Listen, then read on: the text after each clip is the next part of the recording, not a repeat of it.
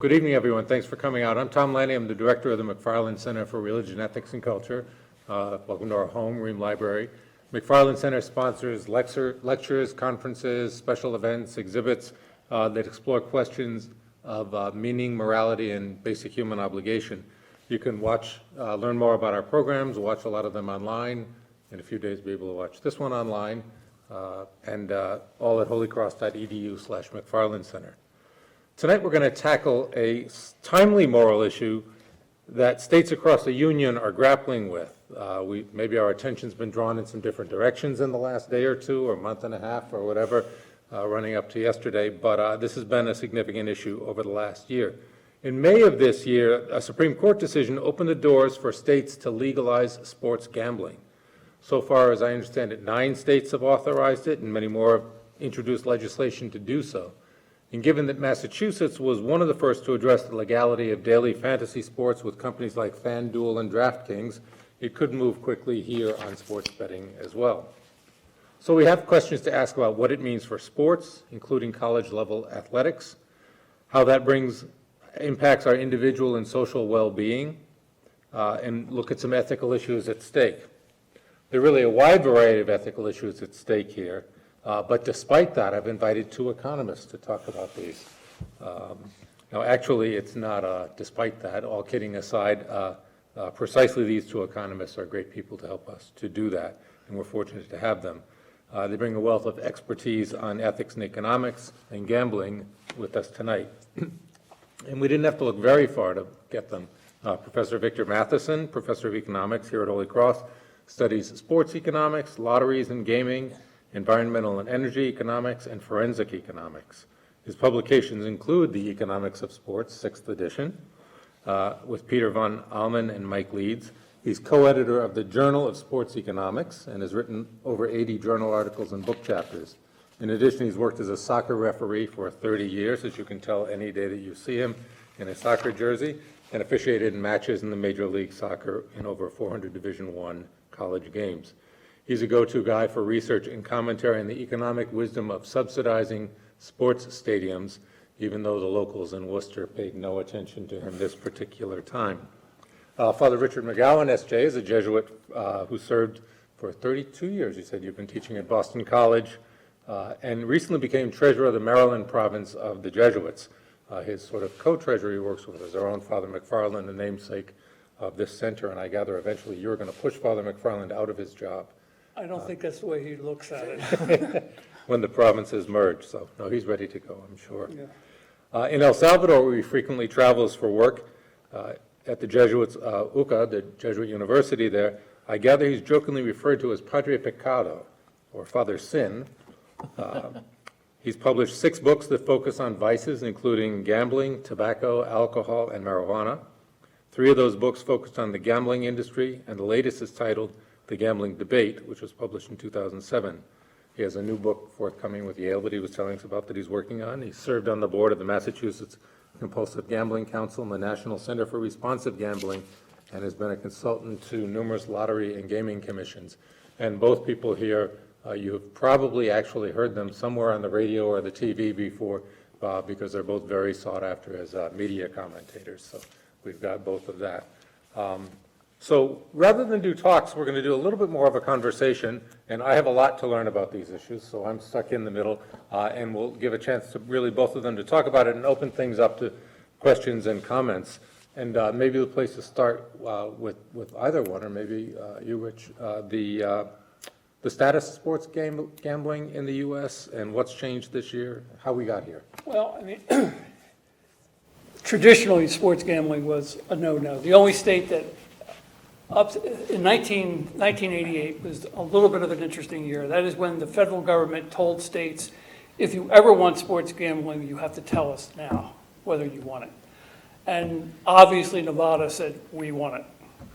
Then Delaware, Oregon, and Montana. Now why Montana? I guess they didn't want the sheep to gamble or whatever, something. But anyway, I mean, they were the states, in Oregon. There were 5 states that said, yes, we do want. We eventually want to do sports gambling.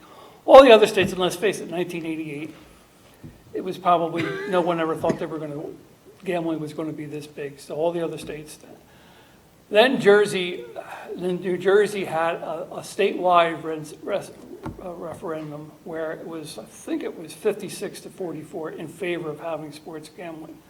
The federal government said you didn't want it, you can't have it. And New Jersey said, this is a state issue, and therefore, we will take you to the Supreme Court.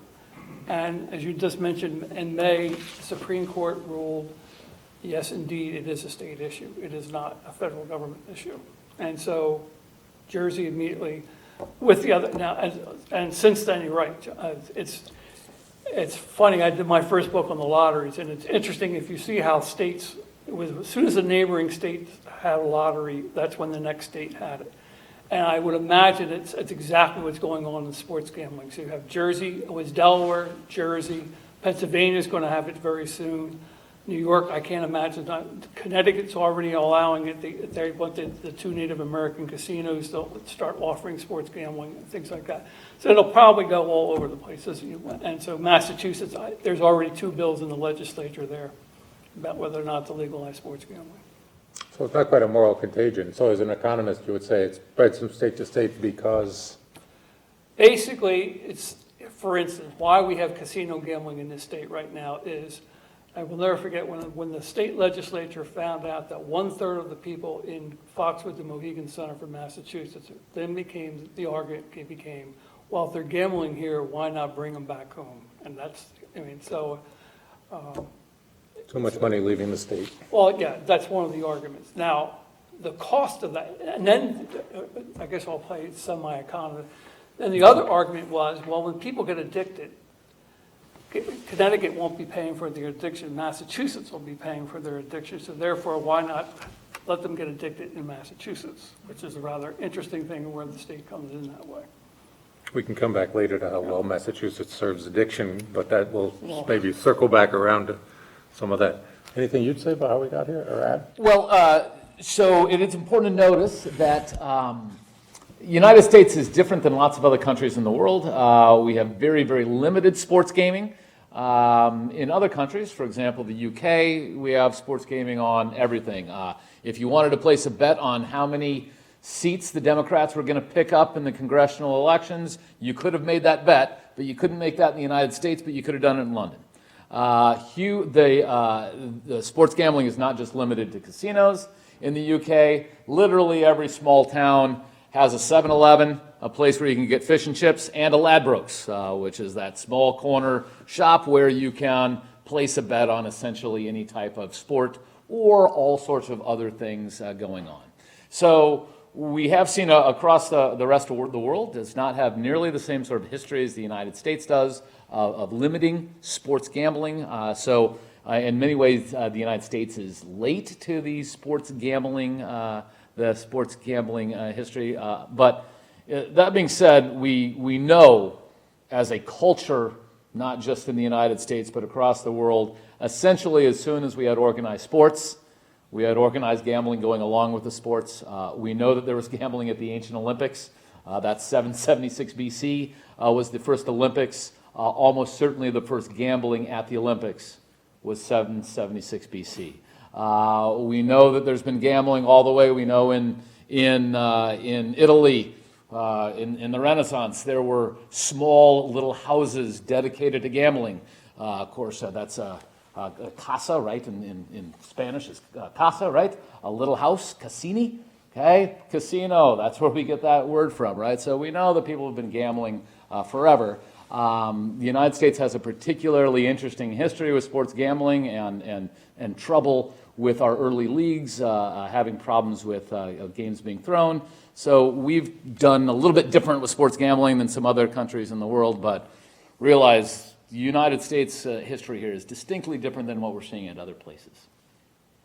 So I'm told that you alluded to the problems with the leagues before with gambling, but that sports leagues have changed their mind about going from being anti-gambling to pro-gambling.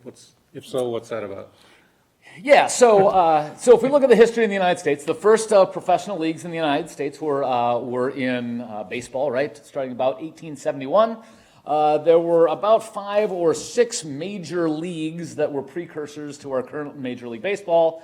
Of those original 5 or 6 leagues, all of them folded, except for one. Almost all the time they folded, not because of lack of demand. Almost always what happened is players were throwing games. People thought the games were rigged, and they don't want to see a rigged game. They wanted to see real uncertainty of outcome. It's a whole different experience watching the Celtics versus the Lakers than it is watching a rigged game, the Globetrotters, right, versus the Generals. So we had leagues fold there. The first precursor to the NFL, which was the Ohio Football League, also folded in 1908, just a year after it formed, again, because teams were throwing games. So here in the United States, our leagues were terrified of gambling because of the concern of corruption and what corruption does for your product when you're a sports league. So because of that, the sports leagues themselves have been extremely anti-gambling for many, many years. However, recently that's begun to change simply because these leagues realize that there's a lot of money you're potentially leaving on the table. Some direct money. I'm wearing my Melbourne Victory. There's an Australian football team, or Australian soccer team. The primary jersey sponsor here is Intralot. Okay, big sports gambling entity, actually out of Greece, but you can bet on Australian games in Australia on this. They know they're leaving money on the table here, and they realize, maybe we could make more money if people were to get more invested by the games by not just having their sporting interest in here, but also some financial interest in the game. I mean, it's the interest in the game. Look at the fantasy sports. The reason why somebody would watch, for instance, we'll say the Jets play the Giants. They're both losers. Being from Philadelphia, I can't love saying that. All right. But the only reason why lots of people will watch that game is because they have fantasy players on those teams. They have money riding on the game. So in other words, one of the things that the sports leagues are very well aware of, especially pro football right now, the reason why people will watch certain games is because they have money on that game. Either that or there's other reasons. But that's lots of people will just say that's why they watch those games. Is there a WWF effect that people don't need to believe that sports are honest? No, I think we actually do have some pretty good evidence that when people think a game is rigged, they're not interested in watching, and they want, again, this uncertainty of outcome. Remember, one of the cliches about the NFL is any given Sunday, right? That means any given Sunday, anything can happen, and that's why we go back again and again. If we think, well, any given Sunday, we know that the Giants are going to win because there's more, because that's where the mafia or the game fixers are putting their money, that all of a sudden becomes uninteresting. And again, we have a lot of history, at least early in U.S. professional sports, of, again, demand for the sport completely collapsing when the gamblers got into it and got into the players as well. I mean, that's why they said Babe Ruth actually saved baseball. Because remember, baseball, right before Babe Ruth came along, they had the Black Scott scandal. Remember, the World Series was actually fixed that year. And so, then luckily for baseball, they got some big stars. They got people interested in the game again. But, and of course, then the Red Sox sold off Babe Ruth to the Yankees, and that off we go. But I mean, it's interesting about the integrity of the game, that's for sure, and how important that is. I mean, it's always struck me around American sports that there is a moral belief that getting kids involved in sport makes morally good, better people sort of team, and that there's a piece of that that goes together, or is it really just about skin in the game or having a stake in it? Those are two very different kinds of arguments. Maybe one's a sociologist's argument and one's an economist's argument there, but we talked a little bit about international, you alluded to that already, some comparative differences. So I'm interested, well, maybe a first one, since you mentioned being able to use a Greek firm to bet on the Australians. Is the internet really changing this? Is this kind of an age-old problem that goes all the way back to Greece and it hasn't changed much, or is there something about the current internet structure and betting in the world that's pushing this along? Well, right now, our federal government says you can't bet on the internet. theoretically you can't. I mean, so you can't use a credit card. You would have to be able to somehow, you'd have to have a foreign bank account to wire the money back in, do it that way. Now, I'm sure there'd be, but the federal government is still really, really anti-gambling. And so you can't use in fact, there's a case in California where somebody, and they said, by the way, in Roman law, gambling bets were uncollectible. You were not allowed to collect a gambling debt. And so, again, most of our legal system is based on Roman law. So gambling debts, now, if you went to your local bookie and told them, according to Roman law, you can't collect it, I somehow think your knees will not be quite the same afterwards. But no, I mean, so that now, are there bills in Congress to change that? Yes. And so, I mean, we'll see what happens. Well, and technology does change the game a lot, right? Okay, it changes the game in a couple ways. First of all, if you are Melbourne Victor, you are not just selling your product anymore to folks in Melbourne, Australia, right? You want to sell that internationally. Now, this is not a product that can be sold very well internationally, but if you're Man United, if you're Barcelona, if you are Real Madrid, if you're Bayern Munich, right? All of these folks, they're trying to sell to a worldwide audience, and of course you can do that now because you can broadcast games and you can watch games all over the world, which means that you also want to try to get interest from folks around the world, which means that, again, being able to bet around the world kind of goes hand in hand with this expansion of the ability to watch games around the world. So we are definitely seeing that, and again, technology expands things in a huge way. The other thing that technology is definitely doing is it allows bets on an instantaneous basis rather than kind of like a one-time ticket, right? A standard old-timey bet is, I'm going to bet $10 that the Yankees beat the Red Sox on their game tomorrow. That bet, of course, can still be made, right? However, now it's not just that. It's, I can bet on that, but while the game is going on, I'm going to bet that Boston gets at least 2 runs in the 3rd inning, or it is the 3rd inning, and Boston has 1 out, runners on 2nd and 3rd. I bet the next play is going to be a hit. I bet they score at least 3 runs in this inning right now. I bet the next pitch is a strike, right? And that's something that technology does for you, is it allows you to make bets on essentially an instantaneous basis, and makes you so a gambler could have, essentially constant interaction with a gambling product. Again, that may make the game more entertaining, and it could also make gambling significantly more addictive as well. But it's also not, the states that have legalized gambling so far, it's strictly, as Victor just talked, the old style. You go to and you have to actually go someplace. So in Delaware, you have to go to a racetrack, you have to go to a casino. You can't do anything online yet, but I think that's when things really change. Wait till states compete with one another for this gambling revenue, and one state then all of a sudden decides you can go online, and that's when the thing really changes. How far away do you think we are from that if you were betting?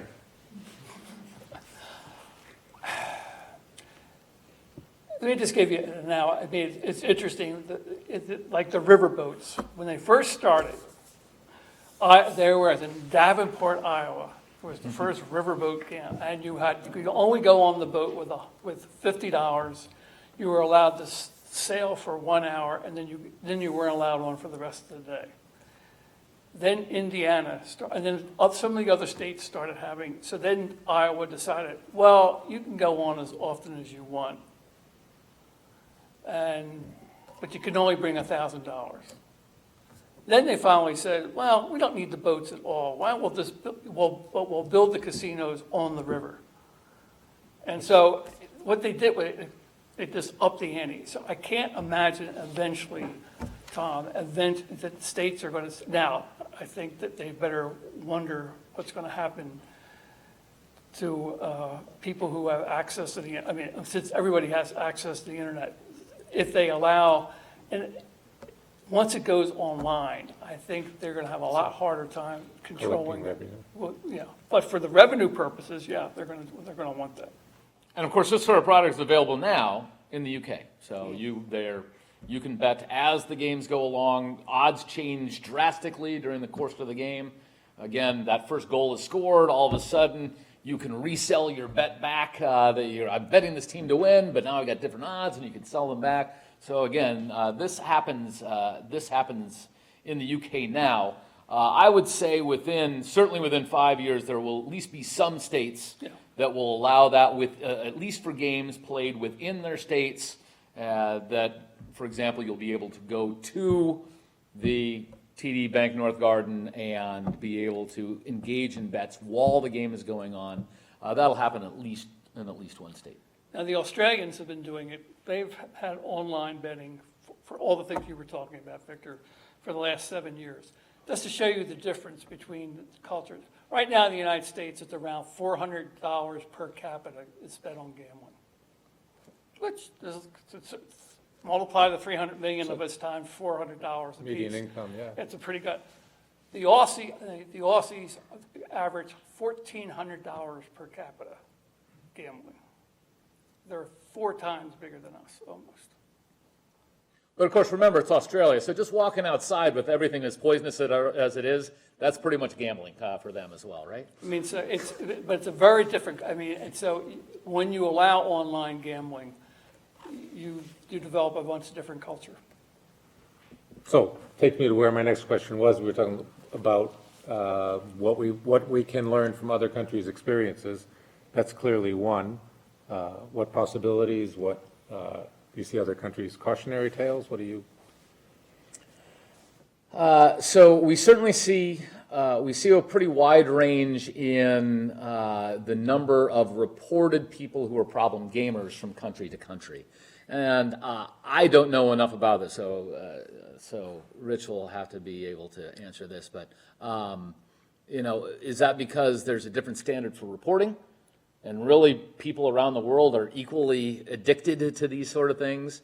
Or is it really the case that, for example, the Germans report almost no problem gambling in terms of percentage of the population, while the Brits are 10 or 15 times higher, despite fairly similar access to gambling products? And that's what you normally do. You have to make the difference between somebody who's a problem gambler and somebody who's addicted. It's around, the problem gambler is somebody who could have a problem. In sports gambling, at least in my own, and again, being somebody who does usually statistical analysis, but I would probably say the typical person who is a problem gambler, and if they get themselves into sports gambling trouble, they do it once and they'll stay out. I mean, so all of a sudden, especially if it was underground, I mean, if the bookie started threatening them, they said, all right, I've learned my lesson, I won't do it again. Now, the problem, the addicted gambling is around 2% of the population. I have a feeling that sports 2% of gamblers or 2% no, of 2% of the population people, can be addicted to gambling. It's around that, a little less, a little more, depending on the thing. I have a feeling that the younger age group with sports gambling, I have a feeling it's going to be a lot higher than 2%. They're going to have trouble with it. So just to put a number on that, right? So in Massachusetts, if 2% of people have gambling addiction problems for a state like Massachusetts, that's about 100,000 people in the state of Massachusetts who have an addiction problem with gambling.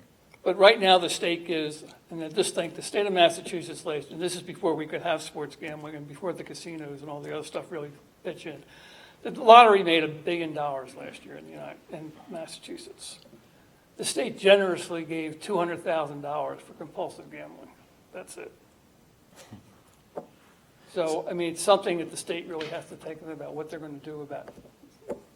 So when we were first talking about this, and one of the first interactions I had with Rich here right after the passage of the Supreme Court decision, and what I was telling people who were talking to me is I suspected that the legalization of sports gambling wouldn't have much effect at all on problem gambling.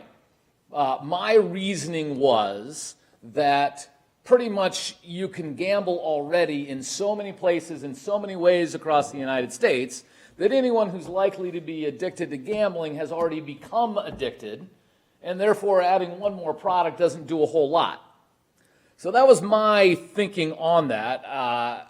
Rich disagrees, and I think I have come around to his side, is that sports gambling might be a different product that is uniquely addictive to a unique type of person. Well, because I think you could do homework on it. I mean, let's face it, you can't do homework on a lottery ticket. I mean, Or the roulette wheel, or the roulette wheel, or the other kind. I mean, now, people should realize what a statistically independent event means, but we will not go into a lecture in statistics right now. But let's face it, if you're an athlete, you think you can. By the way, the athletes definitely have a higher percentage of people who get addicted to sports gambling because they think they know the sport, and I don't blame them. But I mean, they're going to get themselves in so much trouble that way. So. And when it becomes more available, let's face it, I think it'll be certain. The other thing, Victor, reason why I think there's certain people still don't want to bet with a bookie. They just don't want to go with a bookie. However, if you could bet with the state, a lot easier. I mean, I think that's what with the lotteries, it was that way. All of a sudden, instead of going to the. Now, by the way, when Massachusetts legalized the lottery, is this one of the more humorous things? The state cops raided the bookies in the North End, saw how the bookies set up their numbers game, and the state made sure that the lottery game offered slightly better odds than the bookies, and they put the bookies out of business. Unfortunately, the side effect of that was then the underground, they went in and started offering drugs, which is why we had a Whitey Bulger. When you talk about gambling addiction, and you talk about problem versus real addiction, tell me about effects or how you think of the in terms of behaviors. Is it I can't pay the mortgage? Is it I spend 8 hours a day, or is it? Well, if you're living with somebody who's addicted to gambling, it means you can't keep anything in the house. I mean, you can't trust the person, period. They will take anything so that they can gamble. And it's interesting when you ask somebody who gets addicted to gambling, it's not the thrill of winning the money, it's just the thrill of taking a risk. These are people who are not minimum risk takers. They live to take a risk, and the adrenaline they get for taking a risk. Most of us are not maximizing risk, that's for sure. I know I don't. 2% in that category? Yeah, there's around 2% of the population. Now, by the way, again, this is another whole thing, and I don't know how this would work with sports gambling. But most people who are addicted to gambling are also addicted to something else. It's called comorbidity. There's comorbidity. They're for want of a better, there's an addictive personality. But they're also very nice people. They're people that like to take a risk, would do things for you, everything else. But good luck. Yeah. And we did see for sure. So if you look at the data, so it's always nice for for economists. You look at data. So here's one clear side effect we're seeing. As states legalized both the lotto and legalized casinos, immediately following that, you had increases in bankruptcy filings. Right, so that's one pretty clear finding in the data, at least for the first roughly half of states that were the first movers in lotteries. And so at a lottery, see an increase in bankruptcy. And I think most economists say, all right, how do we explain that? At least one is people overspending because they're addicted to that type of gambling. The divorce rate goes up. So that's what I didn't know. Okay. Divorce rate goes up. That's another thing that usually goes up. And if the casino, now whether or not crime goes up is interesting. Because for instance, where Foxwood was, actually crime went down near that but they never had so many Connecticut state cops there. So that crime didn't go. But Atlantic City, certainly crime went up with the casinos. So again, one of the reasons why Rich has brought me around on this sports gambling being unique, because we see this in other parts of economics, is the illusion of control, right? So if you're engaged in sports gambling, you believe you have control because you think you are smarter than the sports line. And we see this in other places. Like, for example, we think we're safer driving a car than in an airplane. So no one's afraid of driving in their car, but tons of people are afraid of flying. Why is that? Again, psychologically, it's that I'm in control of my car and I'm a better than average driver. Of course, what do we know about half of all drivers? They're average. Or below. By definition, Below, they yeah. have to be below average, right? But everyone thinks they're an above average driver, right? So you have this illusion of control, and you're like, all right, so nothing's going to happen to me in a car, but in flying, I don't have any control over that. So, that pilot could be terrible, right? But same sort of thing with gambling here. And again, Rich has brought me around on this for sure, is I have control on whether I win or lose in sports gambling because I'm smarter than the book. Unfortunately, again, bringing data to this, you're not smarter than the book, right? The reason the book makes money is because the book is smarter than you. And one great example that maybe will ring a little bit for Holy Cross students, so, one of our better known younger alumnus is Bill Simmons, right? Wrote for ESPN, and of course started out as one of these great bloggers, and for years he had a Friday column where he made all his predictions for the NFL, right? This is a guy that literally he was clearly an addictive personality, and he would spend 80 hours a week watching sports, writing about sports, reading sports, and he makes his predictions. So this is a guy who knows way more about sports than anyone in here can ever possibly hope to the point, again, ESPN hired him to run an entire division. He in his entire history as a sports prognosticator went 500, right, against the line, right? Went 500 against the line, right? So smartest Holy Cross person in history in terms of, or at least with the most knowledge about the NFL in history, and he can't beat the line, right? But he always thought he could, and he kept writing about it. It's like, this year is the year I'm going to beat the line, and he never could. I mean, that's an interesting thing, whether or not skilled, again, there's actually a distinction made between skilled gambling and we'll say unskilled gambling. I mean, unskilled gambling is going to a slot machine and just pulling the thing and off we go. Whereas there's a certain amount of skill with sports betting. And I wonder which way, and I don't know. I mean, it'd be asked to figure which one's more addictive. Other things you worry about that are at stake here? Well, I guess my number one thing here is, will the state, for instance, at least with casino gambling right now, the state of Massachusetts says 2% of the revenue they make with casinos is going to go to compulsive gambling, which that's reasonable. I mean, it could help some of the problem, but I truly wonder, what sports gambling would do to college campuses. It's going to, fantasy sports is good. How many here play fantasy sports? Yeah.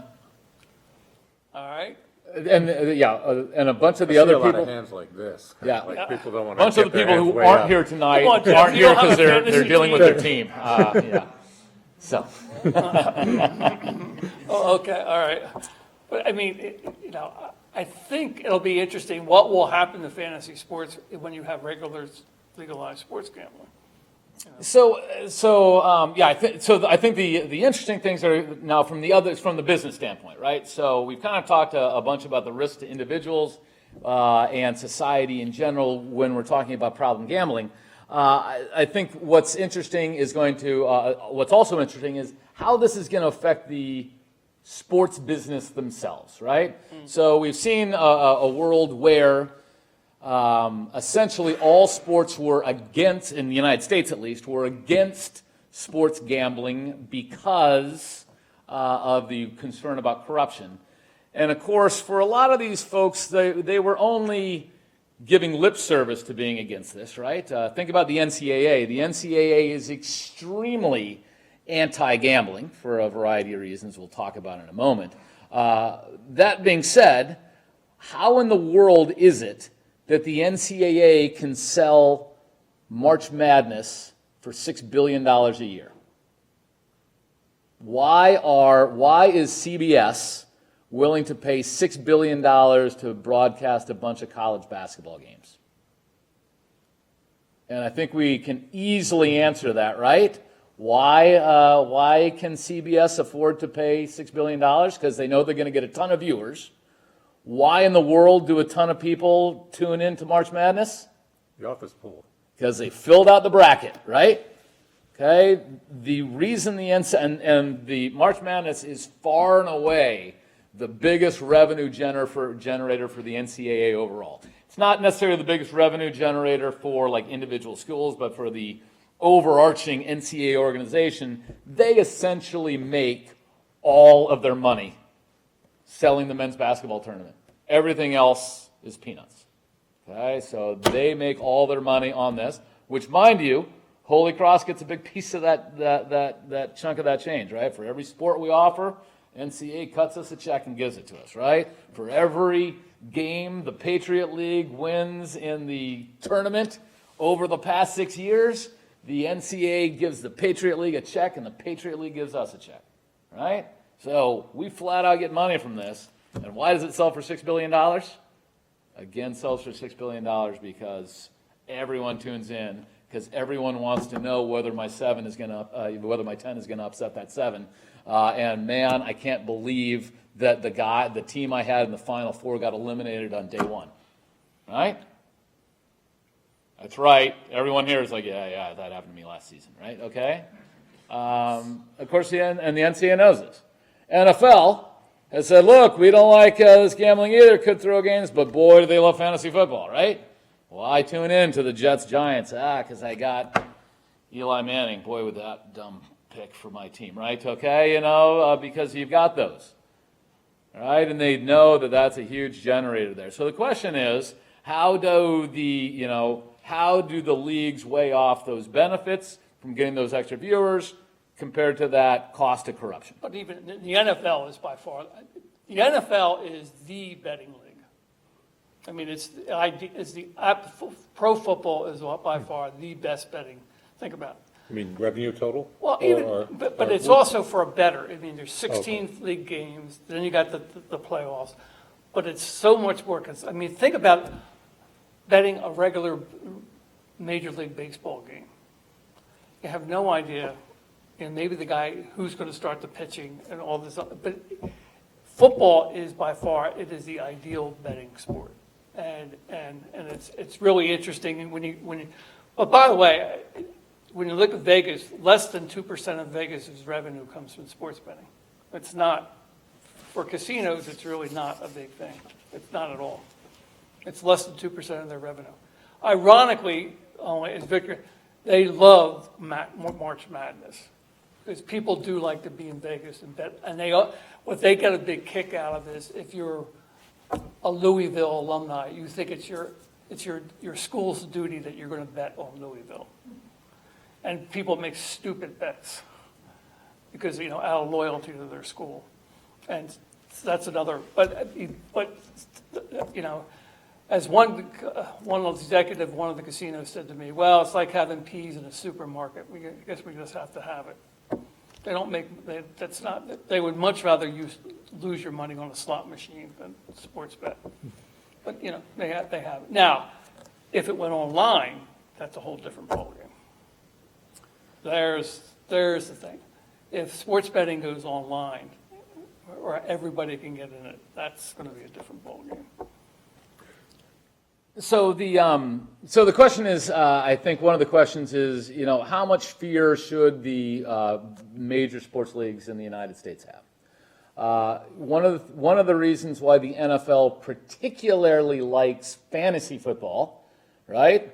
Again, gets people interested in all these different games, but it's also a type of betting that is least prone to corruption because there's very little that an individual player can do to throw a game that somehow helps a fantasy football. I mean, so imagine you want to bribe someone because you're going to put a ton of money on the Giants, right? And I want to bribe someone so I win that bet. I can bribe someone on the Jets to lose that, to lose that game for me. So that we have corruption possible, right? It's much harder to figure out how you fix a fantasy football league for someone to make thousands of dollars for them and fix it in such a way that it's bad for the league. If you fix it in such a way that I want you to score a ton of touchdowns here this weekend, that's not a problem. Any football player is fine with that, and any team is fine with that, right? Okay? It's when you're acting in not in the best interest of your team where we've got problems. So fantasy football is a little bit immune to that, right? So, for example, when Delaware was allowed to offer some limited sports gaming before the Supreme Court decision, very specifically, they were being allowed to offer fantasy sports type things. They're also being allowed to offer not individual game betting, but game betting on like 10 or 15 games at a time. Again, really hard to bribe enough people to get enough things to break your way, right? Furthermore, the NFL doesn't have to worry quite as much about corruption because Tom Brady is not throwing games, okay? Why is Tom Brady not throwing games? Because he makes $22 million a year just in NFL salary, and he's the smaller earner in his household, right? Okay, so Tom Brady is not throwing games because it would be almost impossible for a corrupt gambler to give Brady enough money that it's in his best interest to do so, okay? LeBron James is not on the take. Okay, again, because no one can give LeBron James enough money for LeBron James to risk his job and his reputation and his endorsements, right? On the other hand, and I know he doesn't play anymore, but no one can also, the guys who aren't making so much money in the NBA, I always use Brian Scalabrine just because he's such a strong, good part of my soul. But Brian Scalabrine. Not making a lot of money, potentially you could bribe him with enough money, but given the fact that he averaged 0.8 minutes a game during his NBA career, he can't do enough to actually influence games, right? So there's essentially no one in the NBA that you can bribe because they either make too much money or they have too little impact on games. And same thing with the NFL, same thing with NHL, same thing with Major League Baseball. Really hard to do that, again, because there is too much money in the sport.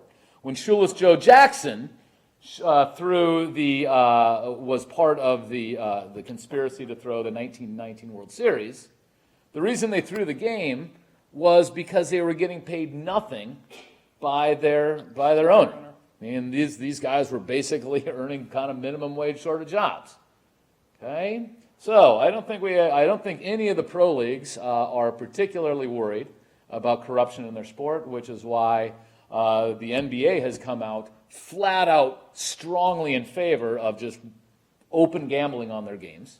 The NFL has purchased an interest, in some of the fantasy sports. Major League Baseball will probably be the last of those. That being said, the one big league that is still vehemently against gambling entering in, to legalized gambling entering in, is the NCAA, right? Because the NCAA is uniquely vulnerable to corruption. And of course, why is the NCAA uniquely vulnerable to corruption? They brought it on themselves, right? By prohibiting payment to athletes, right? So when you have athletes making nothing, right? When you have big programs making millions of dollars on these athletes who are making nothing, and the vast majority of athletes making nothing and having no hope of ever making anything as a professional athlete, all of a sudden, hey, here's $1,200 to throw the game, see what you can do. All of a sudden, that looks pretty attractive. $1,200 to LeBron James, right? I mean, he's got little stacks of hundreds next to his fireplace that he can throw in on those cold LA days, right? $1,200 doesn't do it. $1,200 to a poor college athlete, all of a sudden now looks pretty attractive. So it's understandable why the NCAA is justifiably concerned about the expansion of legalized gambling, because they are, of the big spectator sports in the United States, they are uniquely at risk for the real problem there from a business standpoint with gambling. No, I mean, the problem for the NCAA is also that, you do have the schools that make the millions, but then you have most of the other schools, if they had to pay their athletes, it's going to be interesting. I mean, then they would be out of it. So it's an interesting problem. I mean, the Michigans and the Ohio States and all, they make money on their athletic programs. Oh, right. Lots of schools do not make money on their athletic programs whatsoever. So if they start, so that's going to be an interesting thing. I mean, in other words, there's probably, Including Holy Cross, we should say, don't make money on that, and including BC. BC does not make money. And BC does not make money right either. now. They do not make money. Now, you have it because, Notre How Dame. many schools do make money? Five? Out of the 341, I heard, the last count I heard, it was between 30 to 40 make money. I mean, Notre Dame, they once told me they made $60 million a year at one point. Oh, That sure, was a they while probably ago, do. yeah. That was the 90s. Yeah, and I'm sure they do. I mean, but they're. Right, they're the You're end of the bell curve. So it's an interesting, do I think the NCAA has much of a future? Probably not. I think it's going to be breaking up because of this issue. You're going to have the schools that can pay the athletes, and they'll form their own league. And then maybe that's what should happen anyway. I mean, let's face it. I mean, that's what probably should happen. You have the schools that want to do the big time thing and pay their athletes, and those who just sit there and say, okay, we'll do it this way. We're actually schools. Well, all right, you said that item, but it's an interesting problem. It's really going to be an interesting problem. I mean, But it's an interesting, again, to circle back around, it's an interesting problem that's exacerbated in a world where sports gambling is more ubiquitous, is more common, again, because that places colleges at risk to corruption issues. I mean, we all know, why is the University of Kentucky, the big powerhouse, and New York University not a big powerhouse in basketball? Again, if we were to rewind the clock 70 years, 1950s, New York University and all those New York schools among the tops in the league, until they were all busted for point shaving in the 50s. One of the biggest corruption scandals in American sports history. So what's at stake for colleges? Is it reputation? Is it other things? I mean, what do you look at, say, for whether a big league school or a sort of big league school like Holy Cross? Like, how do we, or is there less at stake for us than Louisville or Kentucky or? Well, that's an interesting, because once you have, for instance, all right, I'll throw BC in the middle. We have a football stadium. We have County Forum. You have an infrastructure that's there. We can't get out of big-time sports now. There's just no way we could do that.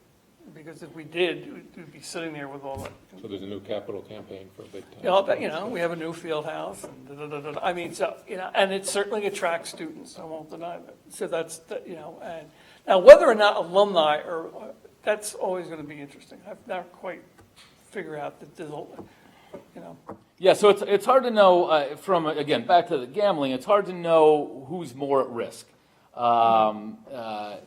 In today's world where no one is paid, a Kentucky is far more at risk than a Holy Cross for two reasons. First of all, if people stop going to Kentucky games, Kentucky basketball games, that's a massive revenue hit for Kentucky that, if they suffer a 20% fall in attendance, that's millions of dollars in cash that they hemorrhage. If Holy Cross suffers a 20% loss in attendance, that's not nearly the same sort of cash hit. The other thing that makes Kentucky gives under bigger jeopardy is if someone bribes someone on University of Kentucky $10,000 to throw a game, and then the way, of course, they're going to make their $10,000 back is by betting $100,000 on the game, with the sort of action that you see on a normal Kentucky game, you might be able to hide $100,000 of bets without raising huge eyebrows, right? If someone bribed a Holy Cross student $10,000 to throw a Holy Cross Bucknell game, right, and then all of a sudden made $100,000 of bets on a Holy Cross Bucknell game, that would raise huge flags, especially in a world where we have legalized gambling and all of those bets are going to be public knowledge somewhere and transparent so that those can be discovered, right? So you have a much higher chance of being able to hide an unusual betting pattern with University of Kentucky or University of Michigan than you would with a Holy Cross. So again, I think two reasons why the big programs are certainly in much more jeopardy. And of course, we're not going to throw any games at BC or Holy Cross because we think the mission of Holy Cross and BC is very important, and we are men and women for others, and we would never throw a game anyway. Let's just make sure we throw that in. But I mean, the whole thing with that. I mean, I would probably say, for instance, in the Boston area, when the casino opens in that area, if that is the only spot where people can bet, which is the other thing we haven't really talked about. That is, where are you going to allow betting? Is it just going to be a casino, just at horse tracks? Right now, that's basically what's going on. But on a college campus, are you then going to? I think most schools pride themselves that they don't block anything on the internet. When you have sports gambling, would you start saying, all right, we are going to start blocking sports bets on the internet? We'll start blocking things.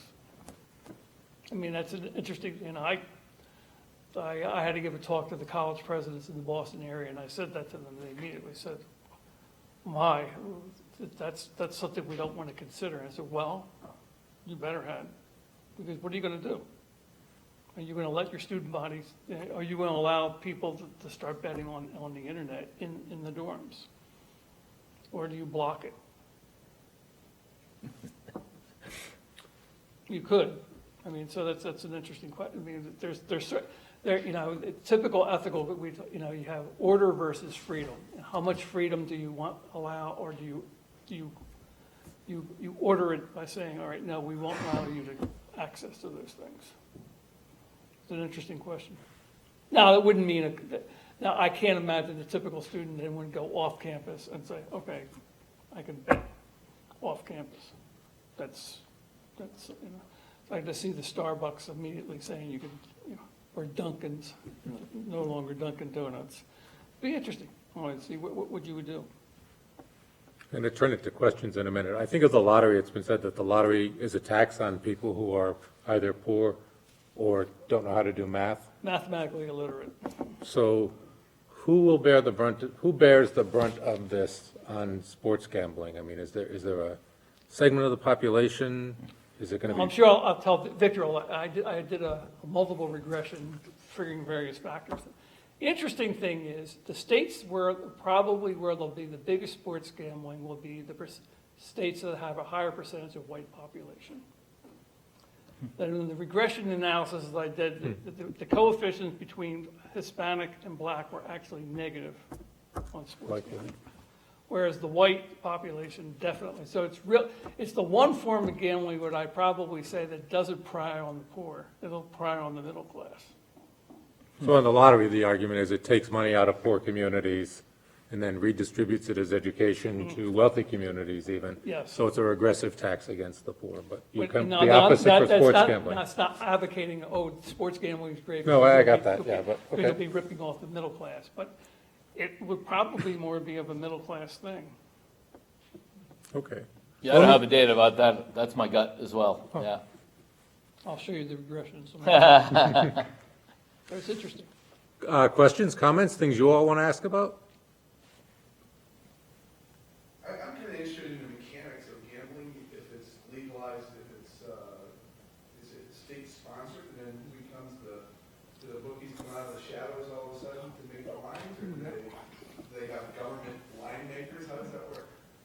it would depend on, all right, there would be two different, you could get you could get a license from the state, like everything. In other words, you can't sell liquor unless you get a liquor license from the state.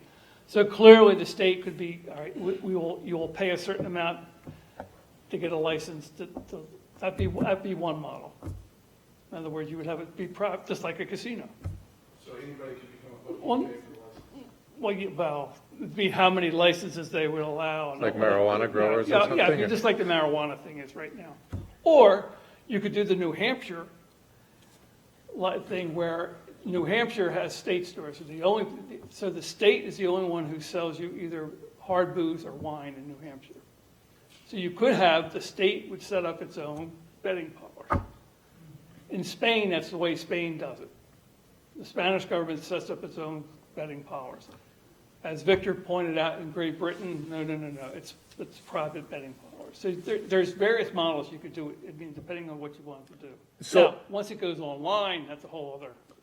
Yeah, so my guess is what we're going to see in the vast majority of states here, at least in the next 2 years, 3 years, very near time frame, is that the vast majority of states that have casinos are going to legalize sports gambling and allow any existing casino to offer a sports book within their casino, following whatever regular regulations that casinos generally have to follow, and sharing some portion of that revenue they generate with the state in terms of taxes. So that's easy because all that infrastructure is already in place. You already have relationships between the regulators and the casinos, and so that's easy. So that's what's happening already. So it's either the horse tracks or the racinos, they call them, or casinos, and that's what's going to be first. Then there is likely, or at least possible, that states are going to say, we can do better than this, and we shouldn't just limit sports gambling to casinos and horse tracks. We could expand these to allow kind of anyone to have that, just like, you can buy lotto tickets in 100, in thousands of small retail locations around the state. Why not expand that and allow 7-Eleven to sell these things, or allow individual standalone shops to open up that have that? And and of course that's like the Great Britain model. And so no reason to think that wouldn't happen, but that's one step harder to figure out how to create the licensing and regulation around that. The people who are going to bet a lot are going to be on. They're going to want the name schools, so the Kentuckys and people like that. I doubt if bookies take a lot. It would take a lot on a whole. I'm not.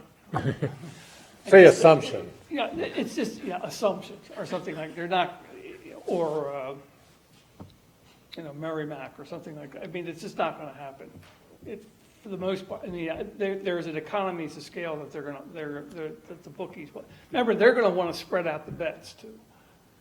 The bookies themselves don't want all the money on one game, on one team, and everything else. They're going to want to spread out. They actually spread things out like that, and they actually help each other out and like that. It's the way it does work. That's how the bookies have to cooperate with one another. And so now, once it comes to the state level, that's going to be a whole different ballgame. But I would probably, it's just. I just don't see where there's, for the smaller schools, that's where, as Victor said earlier, I don't think they have as much to worry about. I really don't. Yeah, so remember the economics of crime is all about, what can I make if I do something illegal versus what are the potential costs to me, right?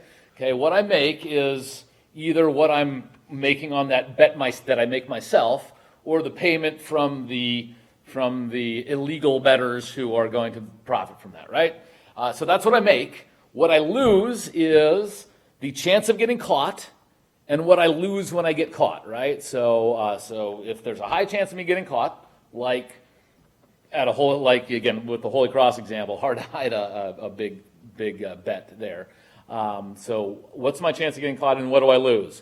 So if I'm an NBA draft lottery guy, even though I'm not making any money now, I'm probably not throwing games either, because even though I'm getting ripped off now, I at least have millions of dollars of career in front of me. So probably if I'm in the mafia trying to figure out who to bribe, right, I'm looking for a starter on a Power 5 conference team.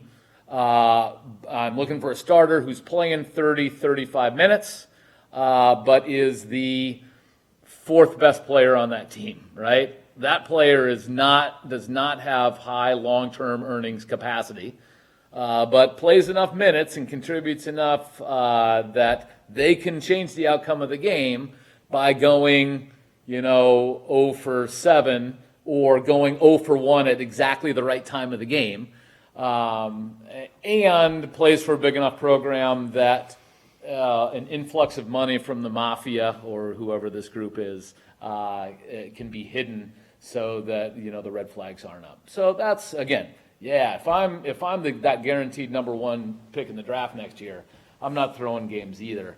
But look for those important role players on good teams. But again, even at Kentucky, not everyone's getting into the NBA, right? In the back? So that's exactly right. So yeah, first of all, referees are never corrupt. Just so we're very clear about that. We're probably the most ethical and best-looking profession in the United States. But The NBA had, if there was 2 incidences where referees threw the game. and again, and think about this whole idea. What we're talking about is the reason why you're bribing an official. First of all, they have a big role in the game, so they can do a lot to make sure the game goes the way that you want to go. And what they're potentially giving up is not Tom Brady's $22 million or LeBron James' $30 million a year. They're giving up a $150,000 a year job. Now there's a risk there. $150,000 is good cash when you're Tim Donaghy, right? Or a college professor. or a college professor, obviously. But you make those payments high enough, and you can go there. But yeah, that's why we have tons of scandals related to referees as opposed to players, because referees typically significantly lower paid than the players. Yeah. Well, I mean, there's going to be money actually, I think that the institution is going to be most money out of it's going to be the state governments. Maybe MasterCard eventually. Well, yeah, I mean, I think MasterCard, but clearly, the state will probably, I think, Jersey wants to tax at 25% your winnings. So if you win $500 or more on a sports bet, you're going to lose 25% right off the start. The state's going to make out pretty well. I mean, so, I hate to say it, but, if you think about the state, when legalizing sports gambling, the number one thing it's looking for is revenue. I think the second thing they'd like to do away with the black market, and then it could control consumption. But yeah, I mean, and from the casino's point of view, it's not that, again, I can't emphasize enough. They're not, I mean, they want it because they think you'll come in to do other things, but they're not that excited for you to sit there and play sports gambling. It's not. Yeah, that's almost certainly true. Probably one of the biggest reasons for a casino to want a sports book is so that you drop $100 at the slot machines on your way to the sports book on the way in and out. It's not the money you're dropping in the sports book, probably. I will say that it's an interesting point about what really is gambling and what do we look down upon and not. There is an old saying that the gambling known as business looks with significant disfavor at the business known as gambling. I added up the other day the number of English Premier League teams that have a sports book, a gambling business on their jersey, and it's either 10 or 11. It's 10 if you're looking at pure gambling. It's 11 if you also count the firm Forex, which is the largest platform for trading foreign exchange. And a typical economist would say that is no different than gambling. That is pure gambling. It's not investing. It's just gambling with a financial sheen over it, because normal people don't make money betting on foreign exchange rate movements. You can make a fairly good argument that gambling in the stock market's a little different, because you keep putting money into a diversified portfolio of stocks over time, and on average and over time, you're going to come out with a positive net expected value, as opposed to putting money over time on a regular basis into a diversified portfolio of NFL bets will have a negative net value for you. So, that's at least one difference between sports gambling and gambling in the stock market. But of course, in some ways they're pretty similar. But see, I don't know if there's, I think, getting back to your question, it'll be interesting if there ever would be a nationwide sports book. That'd be interesting. Maybe somebody would eventually, An American Ladbrokes. well, or would the states get together and, like they've done for Powerball and Megabet, and get together, and all the states get together and say, all right, we'll have a nationwide, the states will sponsor sports book. That would be interesting if they would do that. I don't know. I don't know if the states want to cooperate. It's interesting the states have cooperated with Powerball and Megabucks. That's also because the lottery was dying, and so they had to do something to get interest in it. Now, whether or not you have to get interest in sports gambling, I don't think you have to worry about that. There'll always be interest in sports gambling. Anybody else? Anything important we've left out? So Father Rich, you're in a meeting next week with Karen Polito and Charlie Baker, and they're looking at bringing in sports gambling. As a Jesuit, what do you tell them? Thanks,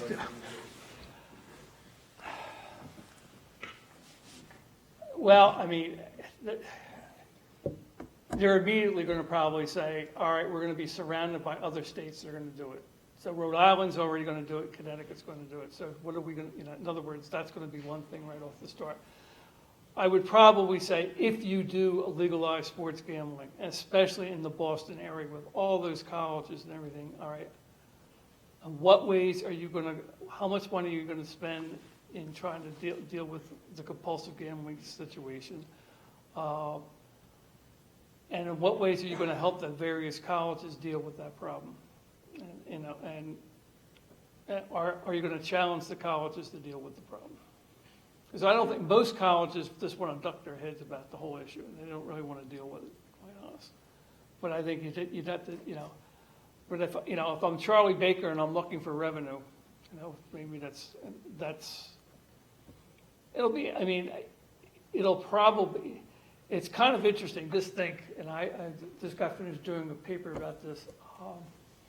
The reason why we have casino gambling in Massachusetts is because a Democratic governor was the one it was DeVal Patrick who finally said, let's have casinos. Because the two Republican governors before time tried to get it, and they never got through with the legislature. But when it was kind of like Nixon going in, the only person that could ever recognize China was a Republican president. Well, it's interesting. The first time to have casinos is a Democratic governor said it was all right. Now, sports gambling, that's a different. It'd be interesting with Charlie Baker. I don't know if Charlie Baker would be all that enthused about doing that at first right now. But You've also said you're not a prohibitionist. no, so that's the other thing. So I would just say, all right, if you're going to do it, let's try to protect people as much as you can. And what would your recommendations be for protecting? Well, Or where would you say they do it well or do it badly, or here's the model? well, that's one of the things I think you have to ask yourself right off the start is how are you going to issue licenses? Where are you going to put these things? In other words, try to keep it out of poorer neighborhoods. Because again, the people who are most likely going to do it are going to be for once, I would like Wellesley to get their share of the sports gambling. Thank you very much. Suck money out of Wellesley? Yeah, although I was going to make a crack about Dover, but Dover is the only, there's 351 towns in Massachusetts, and Dover is the only town. It takes no money from the lottery, and it doesn't allow any lottery tickets to be sold there. Of course, there are more horses than there are people in Dover, but that's beside the point. So but I guess set up the protection for people. I mean, I think it's the same thing that's going on with marijuana.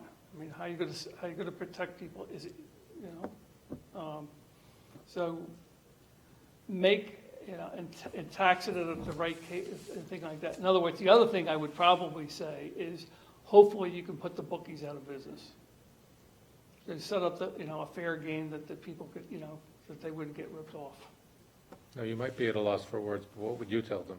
Not likely you'd be at a loss for words. No, I think that's pretty similar to Rich, right? I would certainly have no problems with legalizing it. As a matter of fact, I would advise they legalize that. I would do the easy step first and say, let our existing casinos sell that if they want to, and those are the licenses I would sell first. We can talk about expanding licenses beyond that later, and I don't know necessarily whether I'd say yes or no on that, but I think it's an easy step to allow our existing casinos that are coming online, that are online now in Springfield and coming online other places, go for it. However, when you tax it, you better be putting some of that money immediately back into gambling treatment, because we know that's an issue. And again, Rich has brought me around that I think this may be a uniquely addictive product for certain people. All right, one last question. It's funny how people don't, if you're a team member and you bet for your team, people think about that differently than, I have to admit myself, if a player bet against their team and if we're on the team, somehow I think I guess it's worse. I don't know. Oh, well, it's far worse, right? Because Yeah. the whole point is you want people to be trying hard, and if they bet on their own team, you figure it hasn't changed how people are behaving. And you want your team to play hard, so probably no problem with that. You don't want people to lose on purpose, and that's, so you understand that. With the Pete Rose thing, people were saying that he knew what games he was betting on. So he would make sure that certain relief pitchers were used that gave him a better chance. And if he didn't bet on that game, he used the other relief pitchers that might. There's some accusation, Pete Rose, about that. The way he managed the game was differently when he had money on the game. Yeah, so it's almost certain that even where gambling's legal, that you want to prohibit your own employees in leagues from engaging in that gambling for all sorts of potential problems associated with that. And even in again, the UK, where there's seemingly a sports betting shop on every corner, the EPL does prohibit their own players from engaging in that. When I was a referee for Major League Soccer, not only was I not allowed to bet on Major League Soccer games, obviously, but I was actually encouraged to not even go into casinos with a sports book, simply because of the potential worry about that. And again, in a world like now where there's social media, I think that even more strongly advised to not engage in that. But it'll be interesting, when you mentioned Pete Rose, as sports betting becomes more and more common, I wonder how much there's going to be a lot of pressure to let him in the Hall of Fame. Saying if all society's doing it, but we'll see. Well, thank you, both of you. Thanks, everyone, for being here. I learned a few things.